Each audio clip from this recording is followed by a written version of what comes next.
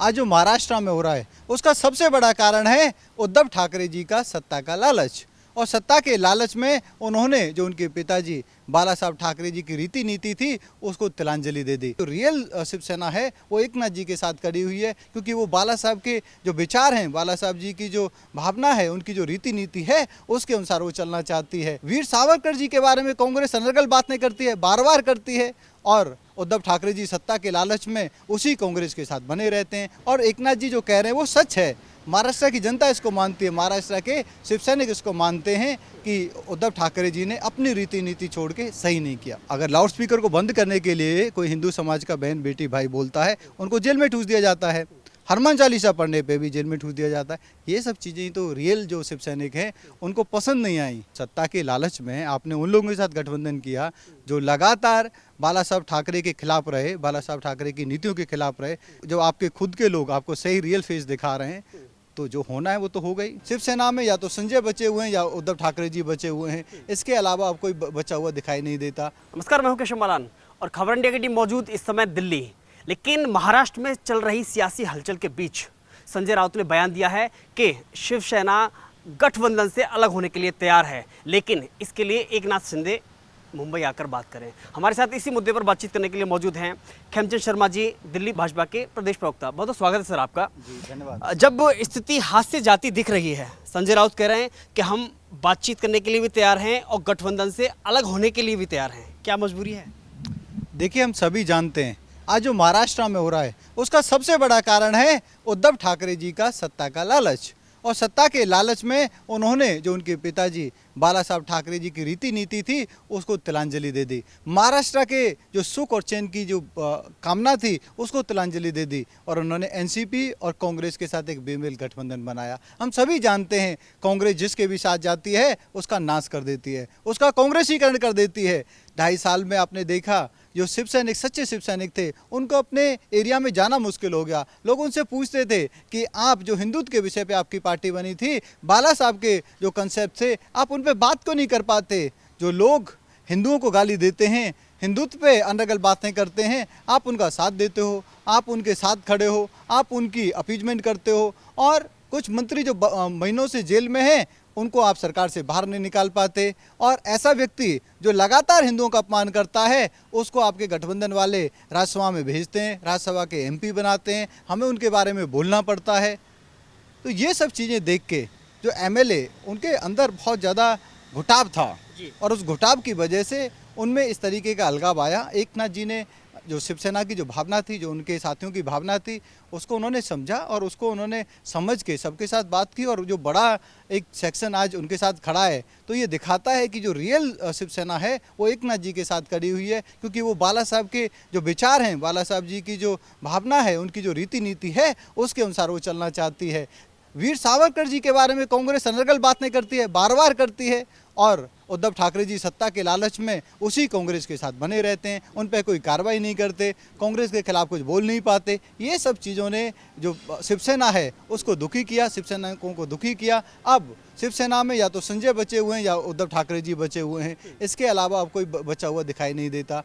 अगर उनको सद्बुद्धि आती है तो अच्छी बात है, उनके इंटरनल मैटर है, भारतीय जनता पार्टी का कोई लेना देना नहीं है। भारतीय जनता पार्टी विपक्ष के नाते, एक जिम्मेदार पार्टी के नाते महाराष्ट्र में अपनी ड्यूटी निभाएगी। जब भी एक संवैधानिक कोई ऐसी ड्यूटी आती है जिसको भारतीय जनता पार्टी को निभाना चाहिए, भारतीय जनता पार्टी उसे जरूर निभाएगी। भारतीय जनता पार्टी की जो लीडरशिप है, केंद्रीय लीडरशिप भी और स्टेट की लीडरशिप, इस पूरी घटना पे कड़ी नज़र बनाए हुई है, पैनी नज़र बनाए हुई है, और उचित समय पे हम उचित निर्णय लेंगे। और हम लोग वेट एंड वॉच की इस समय कर रहे हैं कि जो भी होगा उसके अकॉर्डिंगली भारतीय जनता पार्टी निर्णय लेगी। और इस समय शिवसेना में जो दोनों धड़े हैं अपनी चीज़ को क्लियर कर लें, उसके बाद भारतीय जनता पार्टी इस पर देखेगी क्या करना है क्या नहीं। देखिए, बड़ी बात यह है कि एकनाथ शिंदे जब अलग गए, 40 विधायकों को लेकर के दूर गए, गुवाहाटी जाकर के पहुंचे, तो उन्होंने सबसे बड़ा गंभीर आरोप उद्धव ठाकरे सरकार पर यह लगाया, उद्धव ठाकरे मेन रूप से लगाया कि कहीं ना कहीं गठबंधन के बाद में शिवसेना तो कमजोर हुई है, लेकिन हिंदुत्व के मुद्दे से शिवसेना दूर गई है। ये मैंने आपको बोला ना, बाला साहब ठाकरे ने जो राजनीति करी वो हिंदुओं के उत्थान की राजनीति करी, उन्होंने देश के उत्थान की राजनीति करी, महाराष्ट्र के डेवलपमेंट की राजनीति करी। और अनफॉर्चुनेटली उद्धव ठाकरे जी जब से एनसीपी और कांग्रेस के पास गए हैं, वो लगातार हिंदुत्व की राजनीति उन्होंने छोड़ दी, हिंदुओं को हिंदुओं को अपमानित करने वाले लोगों को उन्होंने मंत्री बनाया, हिंदुओं को लगातार बुरा भला कहने वाले लोगों को उन्होंने राज्यसभा में भेजा और हिंदुओं के लिए रीति नीति कुछ नहीं बनाई, कोई डेवलपमेंट का काम नहीं किया, लेकिन अपीजमेंट करने के लिए दूसरे वर्गों के लिए उन्होंने अलग अलग तरीके के कार्यक्रम शुरू करे। इससे जो रियल शिव सैनिक थे वो दुखी थे, वो पीड़ित थे। अब आप वीर सावरकर जी पे आप अभद्र टिप्पणी करोगे, उनको आप देशद्रोही बोलोगे, तो कैसे शिव सैनिक उसको सहन कर लेगा। बाला साहब ठाकरे ने तो सिखाया नहीं, बाला साहब ठाकरे ने तो सिखाया वीर सावरकर मेरे आइडल हैं, मेरे गुरु हैं, मेरे पूजनीय हैं। तो कोई भी शिव सैनिक जिसने बाला साहब के साथ ट्रेनिंग ली है, बाला साहब के साथ काम किया है, वो इसको सहन नहीं करेगा। और एकनाथ जी जो कह रहे हैं वो सच है, महाराष्ट्र की जनता इसको मानती है, महाराष्ट्र के शिव सैनिक इसको मानते हैं कि उद्धव ठाकरे जी ने अपनी रीति नीति छोड़ के सही नहीं किया। देखिए उद्धव ठाकरे ने भले ही सरकारी आवास छोड़ दिया है और मातोश्री शिफ्ट हो गए हैं, लेकिन वो ये नहीं कह पा रहे हैं कि हम इस्तीफा देंगे। उन्होंने कहा है कि अगर विधायक एक भी शिवसैनिक ये कहता है सामने आकर के कि आप इस्तीफा दे दीजिए, आप इस पद के लायक नहीं है, तो इस्तीफा दे दूंगा। देखिए अब ये तो लोभ है क्या?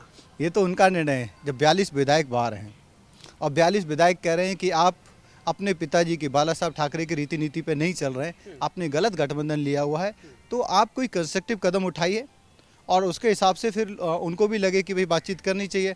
यहाँ पे तो आप राजनीतिक हथकंडा या आप इमोशनली मैनिपुलेट करने की कोशिश कर रहे हैं। तो मेरे को ऐसा लगता है कि एकनाथ जी भी मैच्योर पॉलिटिशियन है, उनके साथ जो विधायक आए हैं वो भी बड़ा सोच समझ के आए। कोई भी अपने परिवार से बाहर आता है या बाहर अपनी बात रखता है तो बहुत सोच समझ के रखता है, आसान नहीं होता। जब वो बात रख रहे हैं इसका मतलब उनके दिल में बहुत बड़ा दर्द है, उस दर्द की वजह से वो लोग बाहर आए हैं और आज वो चाहते हैं कि महाराष्ट्र के डेवलपमेंट में, हिंदू समाज के डेवलपमेंट में, भारत माँ के डेवलपमेंट में कुछ ऐसा हो जो सही हो। 2.5 साल से वहाँ पे महाराष्ट्र में जो चल रहा है वो सही नहीं चल रहा था। लेकिन कंगना रनौत का इस समय एक सोशल मीडिया पे वीडियो बहुत वायरल हो रहा है, जिसमें 2020 में जब उनका मकान तोड़ा गया था तो उन्होंने कहा था कि आज भले ही मेरा मकान तोड़ा गया है उद्धव, लेकिन एक दिन तेरा घमंड भी टूटेगा। ये तो देखिए कर्मों का फल तो सबको भुगतना पड़ता है, चाहे मैं हूँ, उद्धव जी हूँ या कोई और हूँ। अगर आप गलत करोगे तो उसका परिणाम एक ना एक दिन तो भुगतना पड़ता है। तो कर्मों का फल है, जैसा करोगे वैसा भरोगे। कहीं महिला नारी मतलब नारी शक्ति का शाप है, क्योंकि जब राणा ने हनुमान चालीसा की बात कही थी तो उनको उठा करके जेल में डाल दिया गया था। ये तो है, हनुमान चालीसा से द्वेष लेकिन लाउड स्पीकर से प्रेम। अगर लाउड स्पीकर को बंद करने के लिए कोई हिंदू समाज का बहन बेटी भाई बोलता है, उनको जेल में ठूस दिया जाता है। हनुमान चालीसा पढ़ने पे भी जेल में ठूस दिया जाता है। ये सब चीज़ें तो रियल जो शिव सैनिक हैं उनको पसंद नहीं आई, उनको दुखी कर दिया, उनको उन्होंने झंझोड़ दिया, उनको तोड़ दिया, इसीलिए ये निर्णय सामने आ रहा है। आखिरी सवाल कि संजय राउत ने कहा है कि ज़्यादा से ज़्यादा क्या हो सकता है, सत्ता चली जाएगी। तो ठीक है, अब सत्ता के लालच में आपने उन लोगों के साथ गठबंधन किया जो लगातार बाला साहब ठाकरे के खिलाफ रहे, बाला साहब ठाकरे की नीतियों के खिलाफ रहे, और अब आप जब आपके खुद के लोग आपको सही रियल फेस दिखा रहे हैं तो जो होना है वो तो हो गई। और जो देश हित में है उसके लिए सब लोग प्रयास कर रहे हैं, और जो देश हित में है, जो महाराष्ट्र के हित में है, हम उसका स्वागत करते हैं। हिंदुत्व के पुरोधा रहे बाला साहब ठाकरे, आज लगता है कि कहीं ना कहीं उनकी आत्माएं रो रही होंगी इस हाल को देख करके कि शिव सैनिक ही आपस में ये दावा कर रहे हैं कि असली शिव सैनिक कौन।